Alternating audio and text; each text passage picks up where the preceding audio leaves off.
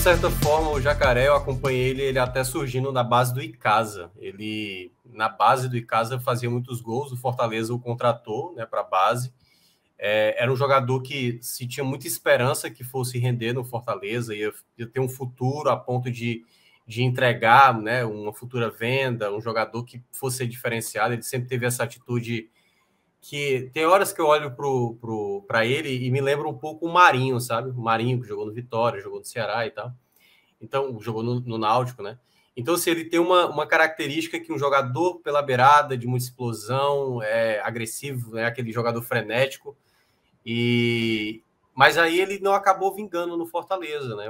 Acabou indo para o Ceará, aliás, acabou indo para o Caucaia, e no Caucaia ele acabou se encontrando como jogador. Foi um jogador fundamental, acho que na temporada de 2020. Então, ele começou muito bem no Caucaia, quase colocou o Caucaia numa segunda fase de Copa do Brasil, era o principal jogador, e o Ceará o contratou.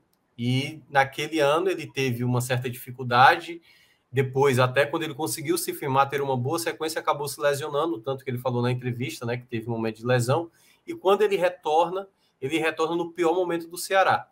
E aí, nesse primeiro jogo que eu vi dele do Bahia, né, nesses minutos que ele... Porque assim, eu achei curioso, né?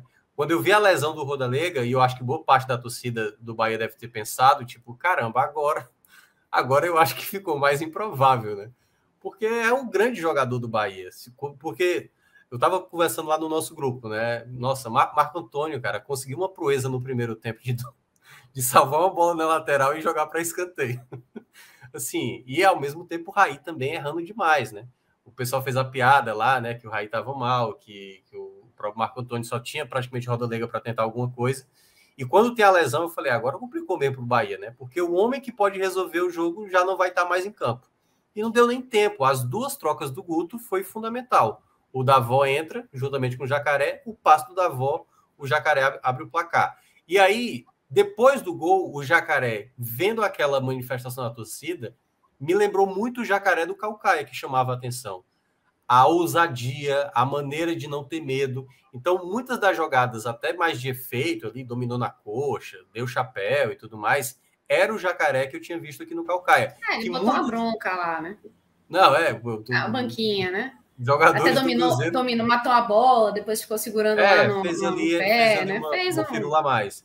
Mas ele estava confiante, ele estava muito bem. O segundo gol que ele faz, realmente também é um gol que ele já fez vários gols desse tipo aqui no Caucaia. Geralmente ele atuava, acho que até mais pelo lado esquerdo, ele batia com a perna contrária.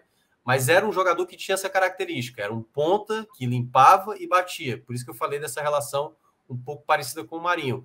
Então, acho que é um pontapé inicial, além, claro, para o próprio Bahia, que precisa se reerguer como time, dos fracassos que teve ali no começo da temporada, mas para o próprio Jacaré, que era um jogador que estava também precisando desse momento. Ele é um jogador muito jovem ainda, torcedor do Bahia, com toda razão, já gostou, já assim, virou ídolo, entre aspas, mas assim, já virou xodó da torcida logo nesse primeiro jogo. Mas eu acho comemorou o primeiro gol com dancinha de TikTok. Exatamente. Já começou a ganhar. Eu não conseguiria fazer. Para você que não está acompanhando a nossa live, ali, você está ouvindo o telecast, agora está no nosso cantinho superior um gifzinho do Jacaré, dançarino do Tchan, fazendo aí sua estripulia. Só que aí eu vou falar um ponto sobre a questão do Jacaré. O Jacaré é um jogador que ele vai ter muito índice de erro, até porque ele é muito jovem ainda, mas pela idade dele, pode ser que ele comece a aprimorar um trabalho mais consistente, um tipo de jogo mais consistente. Eu acho que o ponto dele para o Bahia, nesse primeiro jogo, já ganhando a torcida dentro de casa, pode fazê-lo crescer mais. Mas é bom ter cautela, até porque ele é um jogador que viveu também de uma própria instabilidade. No Ceará, quando ele teve um momento bom, esteve bem, depois teve a lesão e depois não conseguiu recuperar, e aí por isso que acabou sendo emprestado para o Bahia. Então é um jogador que pode sim ter um valor, e foi fundamental para essa vitória, muito importante para o Bahia, porque já era considerado o chamado duelo de 6 pontos, né? Não tem como não colocar o Cruzeiro como um postulante para acesso, e o Bahia, se quiser realmente retomar para a Série A, teria que vencer esse jogo dentro de casa, que foi o que aconteceu.